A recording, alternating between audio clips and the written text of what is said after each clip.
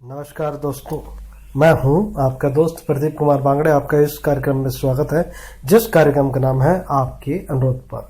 दोस्तों, आज मैं आपको बताऊंगा विद्यापति संस्कृत के महान कवि, इनकी जीवन परिचय के बारे में बताऊंगा। दोस्तों, अगर आप मेरे चैनल को पहली बार देख रहे हैं तो आपसे अनुरोध है कि आप इसे लाइक करें। वीडियो के नीचे एक रेड कलर का बटन है, उसे दबा के आप सब्सक्राइब करें।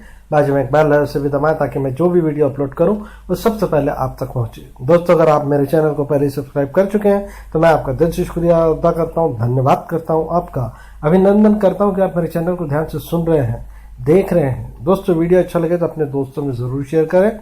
तो चलिए दोस्तों, वीडियो की शुरुआत करते हैं। विद्यापति, इनका जन्म जो है 1350 से 1374 के मध्य है। जन्म स्थान इनका बिस्पी गांव, मधुबनी जिला, बिहार। मृत्यु इनकी जो है 1440 से लेकर 1448 के मध्य है। इनकी मृत्यु जो है मगहर, उत्तर प्रदेश में हुई थी। बहुत बढ़िया इनकी जो रचनाएं वो है कीर्तिलता, मणिमंजरा नाटिका, गंगा वाक्यावली, भूप परिक्रमा और बहुत सारी इन्होंने लिखी है। इन्हें जो है संस्कृत, अवहट्ट और मैथिली भाषा का बहुत बढ़िया ज्ञान था। दोस्तों, इतने महान कवि, जी हाँ दोस्तों, इनके बारे में जितना बताऊं उतना कम है। तो बहुत ही जो है महान कवि संस्कृत के विद्यापति भारतीय साहित्य की भक्ति परंपरा के प्रमुख स्तंभों में से एक और मैथिली भाषा के सर्वापरिय कवि के रूप में जाने जाते हैं। इनका संस्कृत, प्राकृतिक, अपभ्रश्य एवं मातृभाषा मैथिली पर समान अधिकार था। विद्यापति की रचनाएं संस्कृत, अवहट्टी एवं मैथिली तीनों में मिल जाएगी आपको। इनके काव्यों में मध्यकालीन मैथिली भाषा के स्वरूप का दर्शन किया जा सकता है। इन्हें वैष्णव और शैव भक्ति के सेतु के रूप में स्वीकार किया गया है। मैथिली के लोग को देसी बयान सब जन मिठा का ये सूत्र देकर इन्होंने उत्तर बिहार में लोक भाषा की जन चेतना को जीवित करने का प्रयास किया है। मिथिलांचल के लोक व्यवहार में प्रयोग किए जाने वाले गीतों में आज भी विद्यापति की श्रृंगार और भक्ति रस में काफी रचनाएं बोली जाती है। पदावली और कार्तिलता इनकी अमर रचनाएं हैं। मैथिली कवि कोकिल, रसासिद्ध कवि विद्यापति, तुलसी, सूर, कबीर, मीरा सभी से पहले के कवि हैं। अमीर खुसरो यद्यपि इनसे पहले हुए थे। महाकवि कोकिल विद्यापति का पूरा नाम विद्यापति ठाकुर था। धन्य है उनकी माता हासिनी देवी, जिन्होंने ऐसे पुत्र को जन्म दिया। धन्य है विप्सी गांव, जहां कवि कोकिल ने जन्म लिया। श्री गणपति ठाकुर ने कपिलेश्वर महादेवी की आराधना कर ऐसे पुत्र रत्न को प्राप्त किया। कहा जाता है कि स्वयं भोलेनाथ ने कवि विद्यापति के यहाँ उगना यानी कि नौकर का काम बनकर चाकरी की थी। ऐसे किसी भी लिखित प्रमाण का अभाव है जिससे यह पता चल सकता है कि महाकवि कोकिल विद्यापति ठाकुर का जन्म कब हुआ था। यद्यपि महाकवि के एक पद से स्पष्ट होता है कि लक्ष्मण संवत 293 शाके 1324 या 1324 अर्थात सन 1402 ईस्वी में देव सिंह की मृत्यु हुई और राजा शिव सिंह मिथिला नरेश बने। मिथिला के प्रचलित कविदंतियों के अनुसार उस समय राजा शिव सिंह की आयु 50 वर्ष की थी और कवि विद्यापति उनसे 2 वर्ष बड़े यानी कि 52 वर्ष के थे।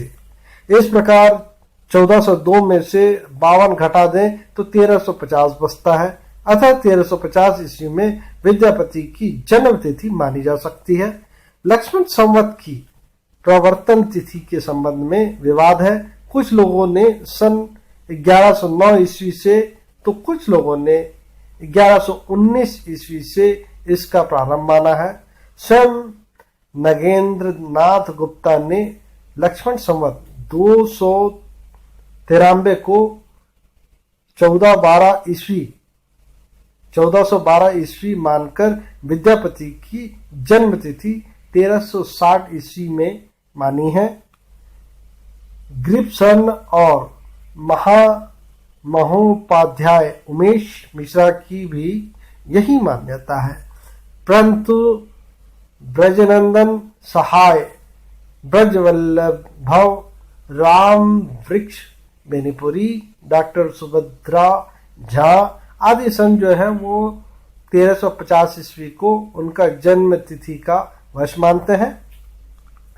डॉक्टर शिव प्रसाद के अनुसार विद्यापति का जन्म सन 1374 ईस्वी के आसपास संभव मालूम होता है। अपने ग्रंथ विद्यापति की भूमिका में एक और डॉक्टर विमान विहार मजुमदार लिखते हैं कि ये निश्चितता पूर्वक नहीं माना जाता कि विद्यापति का जन्म कब हुआ था और वे कितने दिन जिंदा रहे, और दूसरी ओर अनुमान से सन 1380 ईस्वी के आसपास उसकी जन्म तिथि मानते हैं।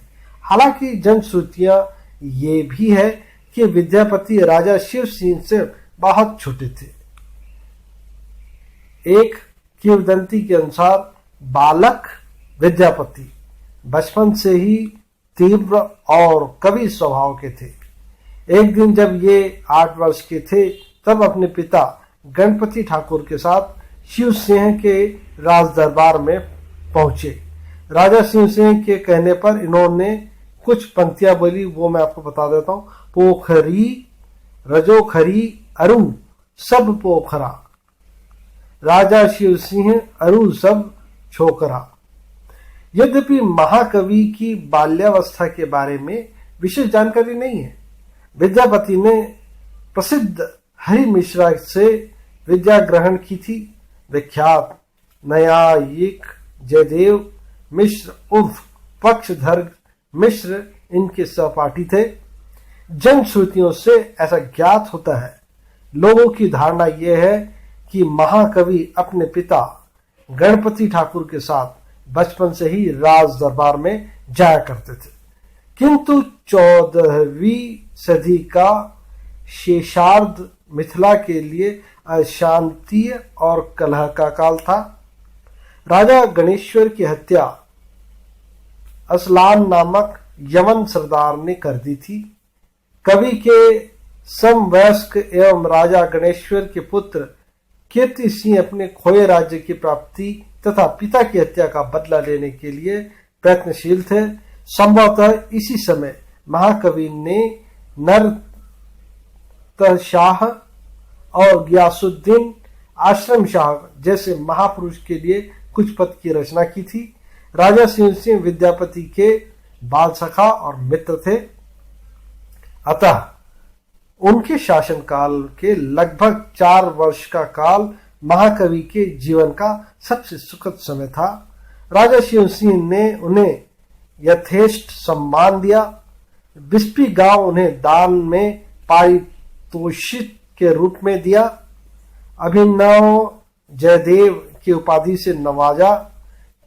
कृतज्ञ महाकवि ने भी अपने गीतों द्वारा अपने अभिन्न मित्र एवं आश्रयदाता राजा शिव सिंह एवं उनकी सुल पत्नी रानी लखीमा देवी लालिमा देवी को अमर कर दिया।